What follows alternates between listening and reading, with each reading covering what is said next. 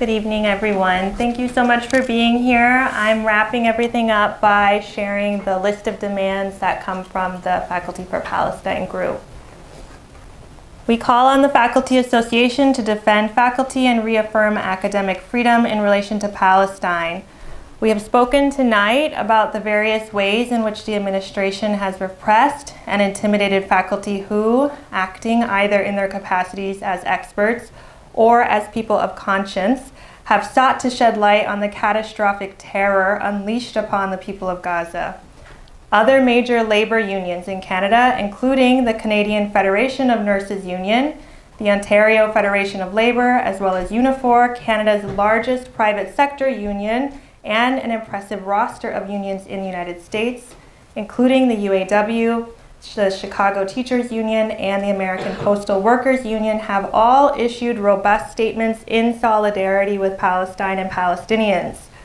We are disappointed that our UBC Faculty Association has not chosen to take up the frankly privileged position to act in solidarity with Palestinian people and against the brutality of settler colonial genocide. But even in the absence of this more courageous stand, we demand the bare minimum that our union ought to be able to provide, an assurance of our rights and the comfort of its protections. The wave of intimidation, chill, and threat suffered by our faculty and our campus community since the slaughter in Gaza began, and the atmosphere of censorship that has been imposed, contravene the university's stated investments in anti-racist and decolonization efforts, and imperil the very nature and mission of higher education. We call on the Faculty Association to be a model of strength and clarity in the face of this intimidation and other such alarming encroachments on our academic freedom, to make a robust, clear-sighted defense of our rights, and to reject the rising censorship of critical and engaged voices.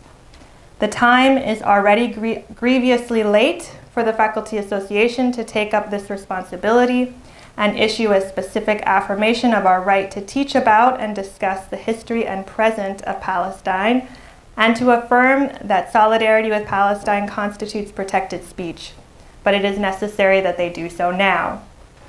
In the face of the administration's arbitrary enforcements of power, sudden changes to usual operating protocols, and conciliatory cowardice in the face of intimidation by powerful lobbying groups, we demand that the Faculty Association defend its constituent members and make a full-throated defense of our academic freedom to speak on the actual facts of history, our present, and to discuss, teach about, and advocate for Palestinian people. Until our Faculty Association steps up and joins us in solidarity and in strength, we are here to say we have the right to speak on Palestine. We have the right to give voice to our conscience, and we have the right to advocate collectively for the freedom and liberation of Palestinian people from ongoing settler colonial oppression and mass murder in a genocidal campaign. We demand that UBC administration explicitly commit to opposing anti-Palestinian racism and commit to the protection of its students. We have spoken tonight about the myriad ways in which the university administration has brought its disciplinary weight to bear upon our students, either through the imposition of bureaucratic labyrinths or indeed through unleashing the RCMP and campus security on Arab and Palestinian students, particularly upon women of color convening in peaceful ways at campus events. We have spoken about harassment, doxing, and endangering of our students by a contractor working for the Hillel organization on campus through a racist and pernicious sticker campaign that has directly and knowingly put our students at the Social Justice Center in crosshairs of retaliatory right-wing violence by intentionally defaming and targeting them. These events have contributed to immense trauma, anxiety, and the concrete need for material forms of support. And yet there have been months of utter silence by the administration about what amounts to the terrorization of our students by this organization and its paid contractor. In the wake of such acts, there should be extra care, attention, and provisions put in place to protect our students, and instead, there has been a never-ending series of consistent efforts to block, student and faculty organizing and collective space holding by not approving room bookings for events that concern Palestine, by covering expressions of solidarity on campus, by removing posters advertising events and spaces for collective healing and grief sharing.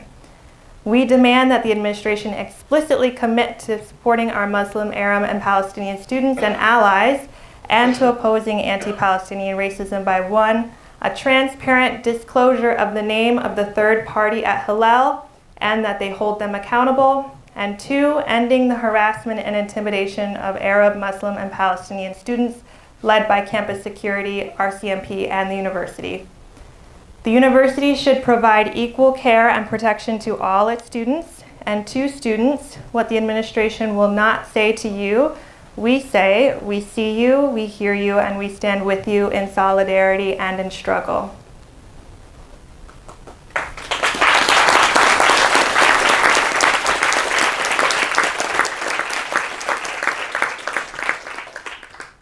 We demand that the university lift what is effectively a ban on political statements. In the past, the UBC President's Office has made a strong political statement, various, in support of many causes.